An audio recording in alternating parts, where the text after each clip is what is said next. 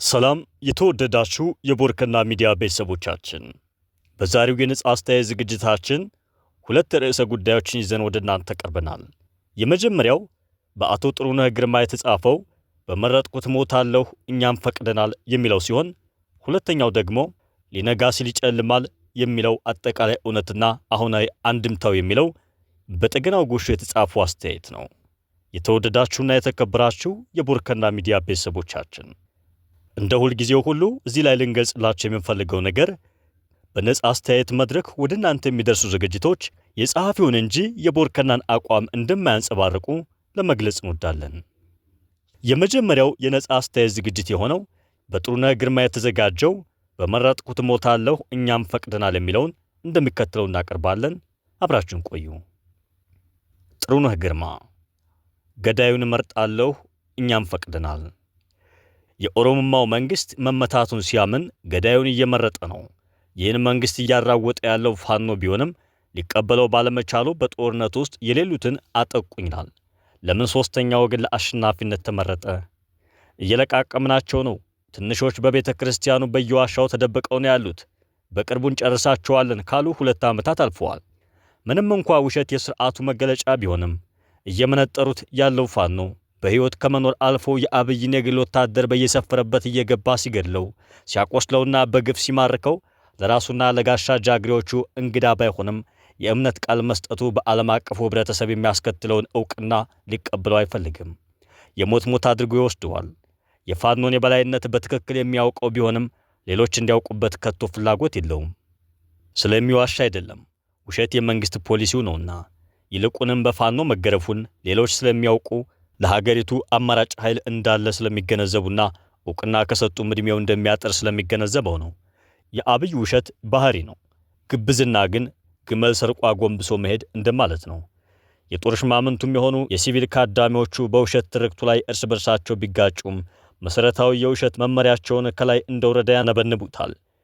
ያለፉትን 2 ዓመታት ውሸት ወደ ጎን ብናቆየው እንኳን ሰሞኑን በወሎ የደረሰባቸውን ውርደትና ሽንፈት በብሩህ ቀለም ተጽፎ እያለ አይናቸውን ሳያሹ እያጠፋናቸው የሚለውን የአብይ መዝሙር በየቦታው እየዘመሩ ነው። በምስራቅ መሐመድ ተሰማ ይህን ውሸት ሲያቅራራ፣ በምዕራብ ደግሞ ብርሃኑ በቀለ ተቀብሎ መፎከር አይሉት ለቅሶ ግራ በሚያጋባ ድምፁ ሲያጓራ ነበር። በዚህ ውሸት ፋኖን እያጠፉ ነው። ነገር ግን ኤርትራና ወያኔ እያጠቁት ነው። ገዳያቸውን መርጠዋል። የፋኖን ድል አድራጊነት መቀበል ከላይ እንደተነሳው የማይቀበሉት በመሆኑ ጥቃቱን ለቀድሞ ጌቶቻቸው በማዞር የተሻለ ትጥቅ ያለው ኃይል ነው ያጠቃን እንጂ ፋኖንማ ጨርሰነዋል ለማለት ነው።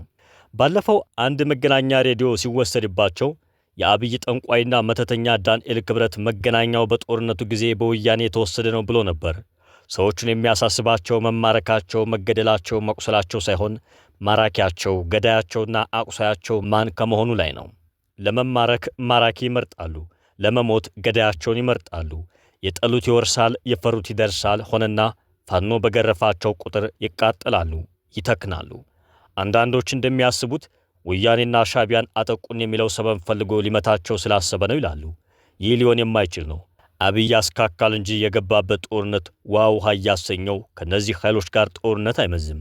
ከገባበት ጉድጓድ መውጣት አቅቶት እየተንደፈደፈ ያለ አቅም እንዳለው ይህን ማውራት እሱን መሆን ነው። ምናልባት ሞቱ ወይም ስደቱ እንደቀረበ ሲያውቅ በሚጠላው አማራ መጥፋቱን ላለመቀበል በእነዚህ ኃይሎች ላይ ጦርነት ያነሳ ይሆናል። ስነ ልቦናው የኮሰመነ በመሆኑ ይህን ሊያደርግ ይችል ይሆናል። ያም ሆነ ይህ ወደ መቃብር የሚያወርደው ያው የሚጠላውና የሚፈራው ፋኖ እንደሆነ እሱም ያውቀዋል። ይህንን የተሰበረ ስነ ልቦና የበለጠ ለማድቀቅና ወደ ግባቱ ለማድረስ ፋኖ በትጋትና በትብብር እየሰራ ነው። የነጻነት ታጋዩ ክንዱን አበርትቶ በመታቸው ቁጥር የሌለ ጥላት ስም እንደ ኑዛዜ ቢቀባጥሩም እውነታው አይቀየርም። ፋኖ ይመታቸዋል፣ እነሱም ይመታሉ። ፋኖ ዕውቅናን የሚያገኘው በጉልበቱ ነው። ውሸት ፋኖን ዝቅም ከፍም አያደርገውም። ሌሊቱ በንጋት እንደሚተካ ጥርጣሬ እንደሌለን ሁሉ ፋኖም ዓለም አቀፋዊ ዕውቅናና የቀጠናው ትልቅ ባለድርሻ እንደሚሆን ማንም አይስተውም፣ አብይና አካዳሚዎቹ ጭምር። በሕዝብ ገንዘብ በሚሸምታቸው የጦር መሳሪያዎች ሕዝብ እየጨፈጨፈ ያለው የኦሮሞማው መንግሥት ጥቃት ያደረሰበትን ቡድን ይምረጥ እንጂ እየፈራረሰ እንደሆነ የሚስተው አይደለም። አብይ እስከ መጨረሻው እስትንፋሱ የሚጠላውና የጸና የነጻነት እምነት ያለውን አማራ አሸነፈኝ አይልም። የፋኖ የበላይነት በውጭው ዓለም ከታወቀ የሚያደርሰውን ተጽዕኖ ብቻ አይደለም ደሙን የሚያነፍረው። በአማራ ላይ ያለው ጥላቻና የበታችነት ስሜቱም ሰላም ስለማይሰጡት ነው። እዚህ ላይ አንድ ትዝ የሚለኝ ነገር ጸጋይ አራርሳ የአማራ ጥላቻው ሲተናነቀው ኮሌጅ እያለ አንድ የአማራ ተወላጅ ጓደኛ እንድትሆነው ጠይቆ እምቢ ስላለችው ነው በጠቅላላ አማራ ላይ ቂም ቋጥሮ እስካሁን የሚያመረቅዝበት ይባላል።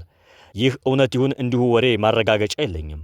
ይህ የጸጋዬ ከሆነ የአብይ የአማራ ችግሩ ምን ይሆን ብሎ መጠየቅ ተገቢ ነው። የሕፃን አእምሮ አንገቱ ላይ የተንጠለጠለለት አብይ የሚበልጡትን ሰዎች አያስቀርብም። በሐሳብ ልዕልና ከእንደዚህ አይነት ሰዎች ጋር ስለማይገዳደር ከበታቹ ነው የሚሰግዱለትና የሚያጨበጭቡለትን ሰው በዙሪያው የሚኮለኩለው የሚስማሙትን የሚታዘዙትን ፍለጋ ሁልጊዜ እንደባዘነ ነው። ከኢቫንጀሊስት ጠንቋዮች፣ ትንቢት አንቆርቋሪዎች ጀምሮ እንደነ ዳንኤል ክስረት ያሉ ተረት ተረት አስተማሪዎች ወይም አጫዋቾችን ያሰባስባል። ከነዚህ ዜና መወድስ እንጂ ምክርም እንደማይሰጡት ወይም እንደማይቃወሙት ነው በሱ ልክ የተሰፉ እንደሆኑ ያውቃል። ቅጥፈቱን ይቀጥፉለታል፣ ያለውን ሁሉ ተቀብለው ይዘፍኑለታል። በሌላ በኩል የአማራ ሕዝብ ኩራትና ጽናት አይመቹትም። በእርግጥ በቂ የአብይ አማሮች አሉ። ሁሉም የሐሳብም የእውቀትም ድኩማን ናቸው። ብዙውን የአማራ ሕዝብ ለማጥፋት በሚያደርገው ሩጫ ጋሻ ጃግሬዎቹ ናቸው። ብዙሃኑ አማራ ለነጻነቱ ቀናኢ ነውና ከአባቶቹ የወረሰው ጠንካራ ስነ ልቦና የተላበሰ ነውና ከጨቅላው አብይ ጋር አብሮ የሚሄድ አይደለም። ከአማራ ሕዝብ አብራክ የተከፈለው ፋኖ የሚያደርገውን የነጻነት አብይ ቢፈራው ቢክደውና ቢሸሸው አይፈረድበትም። የመጨረሻውን ግብዓተ መሬት የሚፈጽመው ፋኖም እንደሆነ በሚጢጢ አእምሮም ቢሆን አያጣውም። ለዚህ ነው የአሸናፊ ምርጫ ከመሯሯጡም በላይ ትብብርን ከውስጥ እየፈለገ ያለው። በዚህ ፕሮጀክቱ የኦሮሞ ነጻነት ግንባር አንዱ እንዲሆንለት ከመጣር አይመለስም። ከዚህ በፊትም የሞከረው ነው። የግንባሩ ውሳኔ ምን ይሆናል የሚለው ግን የሚታይ ነው። ሌላው የነ ወልቃይት ካርድ ነው። ወልቃይትን እንሰጣችኋለንና ከኛ ጋር ሆናችሁ ጽንፈኛውን ወይም ፋኖን እንምታ የሚል መማጸን ከወያኔ ጋር እያደረገ እንደነበረና አሁንም ይህ ሙከራ እንዳለ ይነገራል። እስካሁን ተቋቁመውታል። በዚህ አቋማቸው እንደጸኑ ከአማራ ጋር ያላቸውን ግንኙነት ትኩረት በመስጠትና አብሮ መኖርን ይመርጣሉ ወይንስ ለአብይ ግፊትና የወልቃይት ፍላጎታቸው አይሎ ከጎኑ ይቆማሉ የሚታይ ነው። መርሳት የሌለባቸው ግን አብይ ሙት ይዞ የሚሞት መሆኑን ነው። ሌላው ወልቃይትን በኃይል ሊያስተዳድሩ እንደማይችሉ እየታወቀ እንደገና ከአማራ ሕዝብ ጋር ደም መቃባትን ለምን ይመርጣሉ የሚለው ነው። ዋናው ነገር አብይና ኦሮሞማ ከኢትዮጵያ ምድረ ገጽ መጥፋታቸው እንጂ እየደቆሳቸው ያለውን ፋኖ አይደለም ቢሉ ችግር የለብንም። የሚጥማቸውን እነሱ ያውቃሉና ለገዳይነት ወያኔንም ሆነ ሻቢያን የመምረጥ መብታቸውን እናከብራለን። ቁም ነገሩ ከመጥፋታቸው ላይ ነው። የሞራል ዝቅጠታቸው በነበቀለ ገርባም ስብዕና ሲታይ ነበር። በብልቱ ላይ ውሃን ጠልጥሎ ከገረፈው ወያኔ እግር ስር ተወሽቆ በቀለ ገርባ መሪያችን ነው ብሎ የሞተለትን የአማራ ወጣት የከዳ ነው። የስነ ልቦና ስብራታቸው በአማራ ላይ ያላቸውን ጥላቻ እንዲደብቁት እንኳን አያደርጋቸውም። ለዚህ ነበር በቀለ አማራ ያገባችሁ ኦሮሞዎች ሚስቶቻችሁን ፍቱና ኦሮሞ አግቡ ሲል ቁልቁል የወረደው። ስለዚህ አብይ ከአማራ ውጭ ሌላ ገዳይ ቢያፈላልግ ከኦሮሞማ ሰዎች ዲኤንኤ ውስጥ ስላለ መደነቅ አያስፈልግም። ችግራቸው በጥላቻ አማራን ማዳከም ሆነ ማሸማቀቅ እንደማይቻል አለመረዳታቸው ነው። ባለታሪኩ አማራ የነበረ ያለና የሚኖር ነውና እንዲሁ ቆሽታቸውን ባያሳረሩ ለጤናቸው ይሻል ነበር። ሆኖም ምርጫቸውን እኛም ፈቅደናል። የአብይ ጽንፈኛ የኛው ፋኖ የተነሳለትን ግብ ሳይመታ አይመለስም። በአብይ ለቅሶና ክህደት ቀርቶ ባሰማራው ቅጥረኛና መሳሪያ ጋጋታ አንድ እፍኝ ድል አልሰጠውም። ድል ስለናፈቀውም ድል የነሱትን ከፋኖ ውጭ እየፈለገ እየለጠፈ ነው። አብይና ጋሻ ጃግሬዎቹ በተወራጩ ቁጥር አይናችንን ከማይቀረው ድል ማንሳት የለብንም። አብይ አንድ ግድብ፣ ሌላ ጊዜ ቀይ ባህር ጋዝ፣ ሌላ ጊዜ ቀይ ባህር ጋዝ ማመንጨት፣ ሀገሪቱን ኒውክሌር በኒውክሌር ማድረግ የሚል የቅዠት አጀንዳዎቹን ተከትሎ ማንሳት ምንም አይነት አግባብ የለውም። የሚጮሁት በተለመደ አንደበታቸው አሁን የሚያስተጋቡት የፋኖና በአጠቃላይ የኢትዮጵያ ሕዝብ ትልቁ ሥራ ከጮኸት ማማቸው አሽቀንጥሮ መጣል ነው። ውሾች ይጮኻሉ፣ ግመሎቹ ግን መንገዳቸውን እየሄዱ ነው እንደሚባለው ነው። ያውም ጉዟቸው ሳይዛነፍ። አብይ እያፈሰ የሚያስጨርሰው የኢትዮጵያ ወጣት ለስልጣኑ ማቆያ እንደሆነ እሱም የካደው አይደለም። ወጣት ሞልቷል። ለ100 ዓመትም ቢሆን ሚሊዮኖችን አሰልፈን እንዋጋለን ሲል ሁሉም ለሱ እንደሚሞቱለት ያለውን ግፈኝነት ያሳየበት ነው።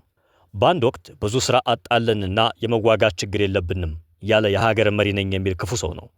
ሥራ አጥነትን ለመዋጋት ጦርነትን መፍጠር መፍትሄ ያደረገ ግፈኛ ነው። አብይ ሀገር ወይም እንደሚለው ለኦሮሞ የሚሞት አይደለም፣ ከሞተ አያደርጋትም እንጂ ለስልጣኑ ነው። ለዚህም ነው ህዝቡን እርስ በርሱ አናክሶ ትንሽም ቢሆን ጊዜ መግዛት የሚፈልገው። በሌላ በኩል አማራ ላይ ወታደሩን ከቦታ ቦታ እየቀያየረ የእሳት ራት የሚያደርገው ዋናው በአማራ ላይ ባለው እኔ ባላውቀውም እሱ በሚያውቀው ቂም ተነስቶ ነው። ለዚህም ነበር ዛሬ ድሉን ከአማራ ወስዶ ወያኔን ምርጫ ያደረገው። በፕሪቶሪያ ስምምነት መሰረት ብረት ማስወረድ ሲገባው ያደሙትን ይቅር ብሎ ለወደፊት ለሚያደርገው የአማራ ጦርነት ይተባበሩኛል ሲሌቶ ኦሮሞማዎች ያጠቃቸውን ይወዳሉ፣ ይንከባከባሉ። የሞራል ስብራት ያከናነባቸውን አንቱ ይሉታል። ወያኔ ቂሙን ስላረሳ እንጂ አብይ ቤተ መንግስት አስገብቶ በአማራ ላይ የሚያደርገው ጥፋት ሁሉ እንዲያግዘው እንደሚለምናቸውም ይታወቃል። ስቶክሆልም ሲንድረም የሚሉት ጥላትን ማፍቀር በግልጽ ይታያል። ወያኔ ሙሉ በሙሉ በጎን እንደማይሰለፍ ሲያውቅ ደግሞ አከፋፍሎ ሊያዋጋ እየሞከረ ነው። ጥቂቶችን ከመከላከያው ጋር አስተሳስሮ በነባሩ ጓዶቻቸው ላይ ለማዝመት ይኸው ደፋ ቀና ይላል። በነገራችን ላይ ኢትዮጵያ መከላከያ ኃይል የላትም። ያላት የአብይ የግል ቂም መበቀያ ጦር ነው። ንጹሐንን በግፍ የሚጨፈጭፍ፣ የሚደፍር፣ የሚዘርፍ፣ አማራን ከማዳከምና ከማደህየት አኳያ ተቋማትን የሚያወድም የአብይ ዘበኛ ነው። አብይ አዲስ አበባ ዛፍ ተከልኩ ሲል ዘበኞቹ በአማራ ምድር ያለውን ዛፍ ይቆርጣሉ። ፋኖ እንዳይደበቅበት ቢሉም ሌላው አማራን ምድረ በዳ የማድረጉና የማደህየቱ የአብይ እኩይ ምኞት ነው። የአብይ በኢትዮጵያ ስም የተሰባሰበው ዘበኛ የፋኖን በትር መቋቋም በመቸገሩና በመፈራረስ ላይ በመሆኑ ያለ ገደብ ያለ ባጀት ችግር በኢትዮጵያ ሕዝብ አንጡራ ሀብት ከ30 ጊዜ በላይ ያሰለጠኑትን የኦሮሚያ ልዩ ኃይል በአማራ መሬት እያስገቡ ነው። ምንም እንኳን የልዩ ኃይሉ መጨመር በኃይል አስተላለፍ ላይ ተጨባጭ ለውጥ ባያመጣም አብይ ኦሮሞንና አማራን ለማጋጨት ያደረገውን የከሸፈ ጥረት ያስተካክልልኛል የሚል ከንቱ ምኞቱንም ተስፋ ለመስጠት ነው። ከኦሮሞማ አጫፋሪዎች ሌላ የኦሮሞ ሕዝብ ከአብይ ጎን የመቆም ምንም አይነት ፍላጎት እንደሌለው እየታየ ነው። አብይ የኦሮሞን ሕዝብ ውለታ ቢስ አድርጎ እንደሚወስደው ይታወቃል። ለኦሮሞ ሕዝብ እንደቆመ ሁሉ ወደ አማራ መሬት እያስገባቸው ያሉት ልዩ ኃይሎች የኦሮሞን ጦርነት ለመዋጋት አይደለም የሚዋጉት፣ የአብይን ጦርነት ነው። አብይን ለማቆየት ነው እንጂ ለኦሮሞ መብትና ነጻነት አይደለም። ብዙም እየታፈሰ የተጨመረ ነው። ኦሮሞም፣ አማራም፣ ትግሬም ይሁን ሶማሌ ወይም አፋር ሁሉም ኢትዮጵያዊ የአብይን የተበሻቀጠ ተንኮል እስካሁን መረዳት ያልቻሉ የአእምሮ ችግር ያለባቸው ብቻ ናቸው። የአብይን ህዝብን ከህዝብ የማጋጨት ተራ ሴራ አለማየት ከመታመን ባሻገር ያሉት በጋራ ሳንባ የሚተነፍሱት ደብተራዎቹና ትንቢት ተናጋሪዎቹ ብቻ ናቸው። የሶማሌና የኦሮሞ ወገኖቻችንን ለማጋደል በአንጋቹ ሽመልስ አብዲሳ አጋፋሪነት የሚያካሂዱት ፍጅት ቆምኩለት የሚለውን ኦሮሞን የሚጠቅም ሆኖ አይደለም። የነጋሲ ቅዠቱን ያሳካው ስለመሰለው ነው። ቀውስ የሚፈለፍለው አብይ አሁን ደግሞ ለክፉ ቀን ቋጥሮት የነበረውን የወልቃየትን ቁስል ሊያመረቅዘው እንደሆነ ነው የሚሰማው። ወልቃየትን ራሱን የቻለ ክልል የማድረግ አጀንዳው አማራን ማዳከምም በሂደትም ከወያኔ ጋር አድርገው ይሆናል ብሎ ለሚያስበው ድርድር እንጂ መንሻ ሊሆነው ይችላል። ድርድር እጅ መንሻ ሊሆነው ይችላል። ዛሬ የወያኔ ስንኩል ልብ የት ላይ እንዳለ መረዳት ባለመቻሉ አሁኑን ወልቃየትን መስጠት ያለውን ካርድ ያሳጠዋል። ለአማራ ማድረግ ደግሞ ከጸና የአማራ ጥላቻው ጋር አብሮ የሚሄድ አይደለም። ዋጋ አገኝበታለሁ የሚለው በመካከለኛ መንገድ ለወያኔም ለአማራም ሳይሆን ለጊዜው ራሱን የቻለ ክልል ማድረግ ነው። በሌላ በኩል ይህ ውሳኔ ፋኖን ይከፋፍላል የሚል ምኞት እንዳለው ግልጽ ነው። ለዚህ ሁሉ የአብይ ቅዠትና ያለ እረፍት ብዝነት ኢትዮጵያውያን በድል አድራጊነት እንደሚወጡ ቢታወቅም ብዙ ችግር ከፊታቸው የተደቀነ ነውና በጋራ ለመወጣት መተባበር ይኖርባቸዋል። አብይ የሚጫወትባቸው ዘርም ሃይማኖትም የአብይን ጊዜያዊ ከንቱነት ትንሽ ጊዜ ይሰጡት ካልሆነ በስተቀር እኛን ግን አይጠቅሙም። አብይ ዘርም ሆነ ሃይማኖት የለውም። የአብይ ብቸኛው ሃይማኖትም ዘርም አብይ ነው። በሌላ በኩል የአብይ ቡድን አጥቂውንና ገዳዩን ይምረጥ እንጂ ትልቅ ጉዳት እየደረሰበት እንደሆነ የእምነት ቃሉን አልነፈገንም። ወያኔን ይፍራውም ስለፈጠረው ይውደደው። ወያኔ ልብ ገዝቶና ጥላቱን አውቆ ከፋኖ ጋር ለመቆም ከወሰነ የጋራ ግንባር መፍጠሩ ምንም ነውርነት የለውም። እንዲያውም ተፈጥሯዊ ነው።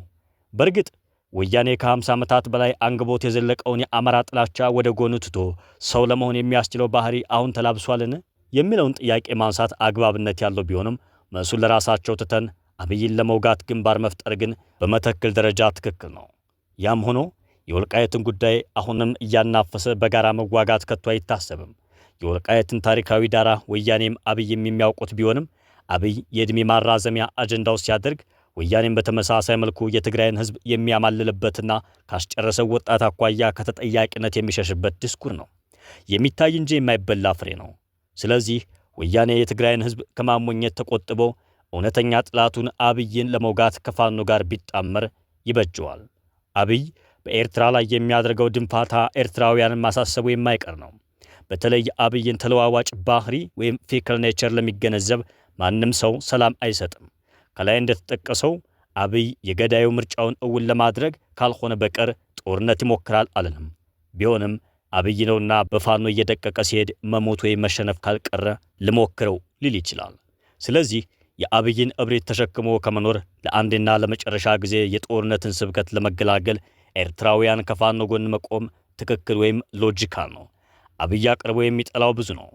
ኤርትራውያንም የዚህ አስቀያሚ ባህሪ ሰለባዎች ናቸው። ከዚያ በላይ ሰሜነኞቹ የሚለው የኦሮሞ አባወራዎች የጥላቻ ስብከት ኤርትራውያንን የሚጨምር ነው። ለዚህ ነው ይህ ጥምረት ታክቲካል ብቻ ሳይሆን ስትራቴጂክ አንድምታ የሚኖረው። ውድ አድማጮቻችን የመጀመሪያው ክፍል ተጠናቀቀ። ሁለተኛው ክፍል ይቀጥላል። ክፍል 2 ሊነጋ ሲል ይጨልማል የሚለው አጠቃላይ እውነትና አሁናዊ አንድምታው። በጠገናው ጎሹ ሊነጋ ሲል ወይም ጎህ ሊቀድ ሲል ይጨልማል። It's always darkest before dawn. The darkest hour is just before dawn የሚለው እውቅ አባባል ፖፑላር ፕሮቨርብ የሚነግረን አንድ ግለሰብ ወይም እንደ ማህበረሰብ ወይም እንደ ሀገር ወይም ህዝብ የሚያጋጥሙ ፈተናዎችን አሸንፎ ለመውጣት በሚደረግ እልህ አስጨራሽ የትግል ወይም የግብግብ ወይም የትንቅንቅ ሂደት ውስጥ በተለይ ለድል ወይም ለአሸናፊነት በተቃረብን ቁጥር የፈተናው ከባድነት እጅግ ይበልጥ ፈታኝ ሊሆን የመቻሉን እውነትነት ነው። ይህ ማለት ደግሞ ሁኔታዎችን ከምር እየመረመርንና ትክክለኛውን እርምጃ እየወሰድን የነጻነት ጎህ አሸንፎ እንዳይወጣ የሚፈታተነውን የውድቀት አዙሪት በጽናት በመታገል ወደፊት በመገስገስና ድቅድቅ ጨለማን ድል በመንሳት የብርሃን ወይም የወጋገን ስርዓተ ማህበረሰብ የማረጋገጥ አስፈላጊነትን ነው የሚያሳየን። ለአያሌ ዓመታት በዘለቀውና ከ7 ዓመታት ወዲህ ደግሞ ይበልጥ አስከፊ ሆኖ የነጻነትና የፍትህ ጎህ ሊቀድ ሲል መልሶ የድቅድቅ ጨለማ ሰለባ እያደረገ ለቀጠለው ሀገራዊ ግዙፍና መሪር ሁኔታ የመጀመሪያዎቹ ወይም ዋነኞቹ ምክንያቶችና ተጠያቂዎች እኩያን ገዢ ቡድኖችና የግፍ ጥቅም ተጋሪዎቻቸው የመሆናቸው መሪር እውነትነት ፈጽሞ የሚያጠያይቅ አይደለም። አባባሉን ወይም ሊነጋ ሲል ይጨልማልን የራስን የግልን ወይም የተወሰነ ቡድንን ፍላጎት ከማሟላት አኳያ በማየት እኔ እንደ ግለሰብ ጨለማውን አሸንፌ ብርሃኑ ላይ በመድረሴ ወይም እኛ እንደ ግለሰቦች ስብስብ እንደ ቡድን ጨለማውን ድል ነስተን ብርሃኑ ላይ በመድረሳችን ደስተኞች ነንና ሌላው አያስጨንቀንም የሚልና ከደመ ነፍስ እንስሳት በታች የሚያወርድ አስተሳሰባቸውን ከሀገር ወይም ከህዝብ ግዙፍና መሪር እውነት አንጻር ለማየትና ለማሳየት የሚሳናቸው የፖለቲካ አስተሳሰብና የሞራል ኮስማና ወገኖች የመኖራቸው እውነትነት የሚያጠያይቅ አይመስለኝም። ሊነጋ ሲል ይበልጥ አስከፊ ወደሆነ ድቅድቅ ጨለማ እየተመለስን ዘመናትን እንድንቆጥር ያደረጉንን ምክንያቶች ለገዢዎች ብቻ ጠቅልሎ በመስጠት እንደ ግለሰቡም ሆነ እንደ ማህበረሰብ የበኩልን ኃላፊነትና ተጠያቂነት ተቀብሎ አስፈላጊውን የማስተካከያ እርምጃ አለማድረግ ያስከተለብንና እያስከተለብን ያለውን የመከራና የውርደት ዶፍ ለመግለጽ በቂ ቃላት ወይም ብዕር ወይም አንደበት የምናገኝለት አይመስለኝም።